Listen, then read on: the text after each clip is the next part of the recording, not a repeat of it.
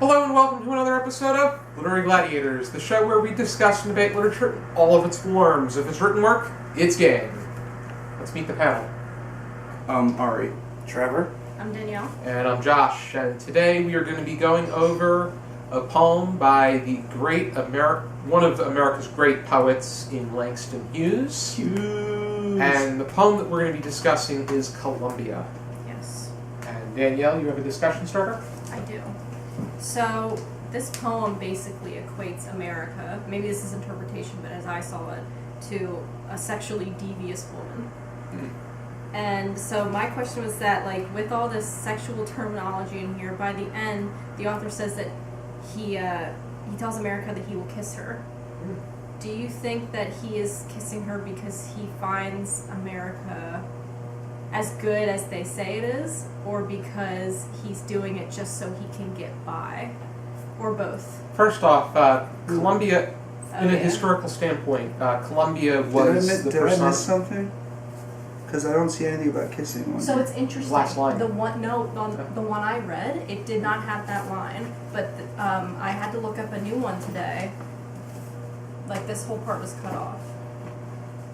Oh, sweet mouth of India, and then everything. Oh, okay. Well, that makes a difference. Don't shoot, I'll kiss you. Yeah. Yeah, that's not on my version for some reason. It's interesting because my version didn't have it at first either. But Columbia, from the formation of America until the Statue of Liberty started taking the attention away, Columbia was the American personification. When we spoke of America as a person, that would be Columbia after Christopher Columbus, and it was a relatively beautiful woman.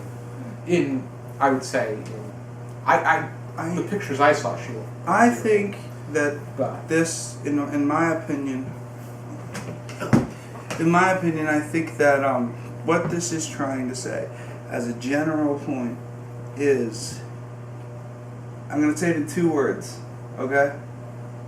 Nobody's perfect. That is what I'm getting from this poem. I'm thinking that, oh, well, yes, America's got all this great stuff about it, but there's always going to be something wrong, something off. And even if you don't like something, you should still respect it. And in a way, it's saying, I'll kiss you. I remember from what you just showed me. I'll kiss you as in, I'll use kissing as like a synonym for respect. So I'll kiss you. I'll respect you. Do not shoot me because I'm not going to hate on you. I'm not going to say everything you're doing is wrong. I think as a country we're growing in both good ways and in bad ways. I don't know if so that's what I'm getting from I don't know if it's an idea of I don't know if it's something that the speaker's settling for, or because that's almost what I see, because I think what he's trying to get at is when personifying Columbia, or when personifying America as Columbia, the idea that the speaker's almost criticizing America for being probably the biggest one is being one of the world's big vampires. Mm-hmm. Why don't you come on out and say so, like Japan and England and France? Because America was supposed to be a country that broke away from the practices of Britain and France, and they were known to imperialize, when America themselves, during the turn out of the 19th century and into the 20th, we were imperializing countries left and right. Hawaii was, we imperialized Hawaii, the Philippines, Cuba. I am not looking, unlike my opinion, I'm not looking at this poem as, yes, it's talking about like Colombia and the United States in relation to other countries. I'm more looking at it as a lesson. This is how I break down poetry, is that I'll break it down as if it's the simplest way possible and then express it. So, for instance, Josh, I have a question for you. Have you ever been really, really angry at someone that you really, really like? Like a family member or a friend? Yes, I would say so. So, in a way, even though you're angry at them, and you're not happy with some of the things that are going on with them at any point in time, it doesn't mean you're not their friend or family, right? That's correct. That is what I'm gathering from this poem. Mm-hmm. Sure, Langston Hughes might not like America, but he still thinks America is beautiful by calling it this woman, and everything he does to the woman, even though it's saying so many negative things about the country, he still loves this country, and he just wishes it could be better sometimes. In a way, that's what I am receiving. He likes the overall nature of what America has to offer, but you also have to take into account during what time is this being depicted, because it seems to go because he talks about almost I think it almost seems like it's the mid-19th century, the idea of you've taken the sweet life of all the little brown fellows in loincloths and cotton trousers. When they've resisted, you've yelled rape at the top of your voice and called for the middles to beat them up for not being gentlemen and liking your crooked painted mouth. That part's missing from my version too. That almost seems like the way that seemed. I don't know if that's abolition or Reconstruction or the Jim Crow era of separate but equal. I guess the way you're viewing it could be like the way it was written or meant to be written, and the way I'm viewing it is more like the modern view, as if this poem was written today. Pretty much, because Langston Hughes. Usually, when it comes to he lived in the mid-20s. He was born in 1902 and he died in 1967. He was part of the Harlem Renaissance, right? Yeah. right, Yeah, yeah. So I guess he might not have, if I may digress momentarily, he might not have heard the White Album by the Beatles. Now, there is a bit of a connection in this. The poem Columbia sounds like it's the America dream is a promise that's being offered, but the dreamer is not realizing that the person who's offering the dream does not intend to keep that promise. Right. It's just like the Beatles Right. song Sexy Sadie, you know?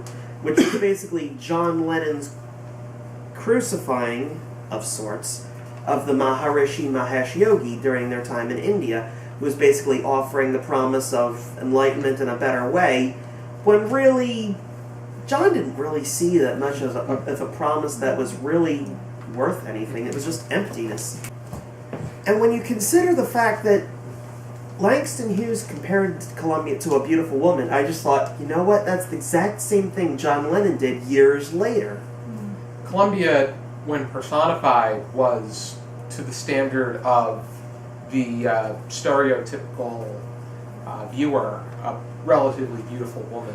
Right. You just got to look at the Columbia Pictures Mhm. Oh, yeah. image, Yeah. because Yeah, a that lot of- The was... Statue of Liberty and stuff. Yeah. Statue of Liberty was something else, but that was when the Statue of Liberty started to gain recognition, and we stopped really seeing Columbia as American personified. Mhm. When But, it comes to poetry like this, for me personally, it's easier for me to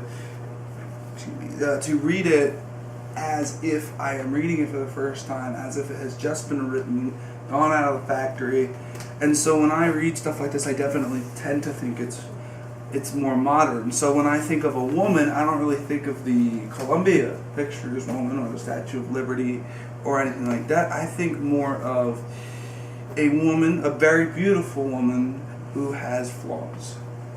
And their flaws, in this case, Columbia is the woman and the flaws is what Langston Hughes is describing. I don't know if he's celebrating them, though. Like, I think he's critiquing. Critiquing, yeah. He's not celebrating. I wouldn't use that But word. that's, I think, Columbia is definitely taken into historical context. There's no Yeah. doubt about it. Yes. But going back on something Trevor said, it's interesting that I think what he was talking about how once somebody obtains what they want, anything that they've promised before, they're just going to keep doing the same thing because they use these promises in order To control people. yeah, in order to make it to a position where they can But see, obtain control. there's a saying I always know, and it's like the best people in life are the people that can like who, when they say they're going to change, that they do in fact change, and they don't just say they're going to change. Mm-hmm. Those are the biggest, the most successful people in life. Mm-hmm. And it's not easy. It isn't easy. And I think Langston Hughes is brilliantly telling us that it's not easy, and that it's hard. Absolutely, because Langston Hughes' poems were never about what was easy. It was about what it was. What it was for him, because he was black, and at that time it was really so. And even a simple affirmation poem like "I'm still here." There is always a price to pay in that one. All circumstances were pretty much against him, but what does he say at the end? I'm still here. Just like Elton John. I'm still standing. Yeah. Okay. Do we have any final thoughts? It's a great poem. I agree. I just personally take it more modern, but it doesn't take away from its historical value. No, absolutely not. I think that's poetry is meant to be interpreted in different ways. I think if you can actually get the powers that be to read a lot of these kind of poems and maybe get to learn something from them, this world might actually turn out to be a better place. Hopefully. Because Like there's always people that aren't going to pick up the material. the monkey's True. paw, I wish you were right. And this is one time that I don't think that the wish would have any negative consequences. You probably would, though. Knock on wood. If you're interested in checking out Langston Hughes' poetry, here is the collected poems. This is everything that Langston Hughes has written in poetic That's a big book. verse. Big book. And some of my favorite theme from English Class B, I want to say it's something of that thing. It's called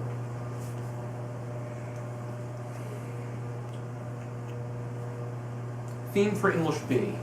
Such a very a meaningful poem. And then there's Harlem, which is probably one of the most people know. Be sure to join us next time for another episode of Literary Gladiators. For now, Keep reading. reading. Reading.